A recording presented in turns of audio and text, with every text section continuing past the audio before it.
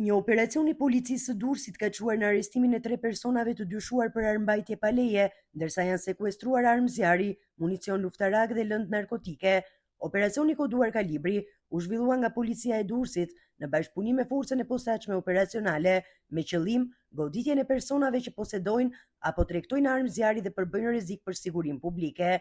Në hyrje të qytetit të Durrësit, shërbimet e policisë ndaluan një automjet me të cilin udhëtonin shtetasit Lamberto Dinaj dhe Arsildo Marku, të dy banues në Lezhë.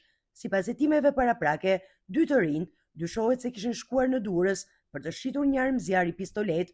Gjatë kontrollit të ushtruar në automjet, efektivët gjetën në çantën e pasagjerit një armë zjarri pistolet, dy krera dhe fishek, ndërkohë gjatë kontrollit personal ndaj Lamberto Dinajt u sekuestrua dhe një sasi e vogël lëndë narkotike e dyshuar kanabis sativa. Operacioni vijoi në zonën e Shijakut, ku në fshatin Shtraz u arrestua shtetasi Dervish Tusha.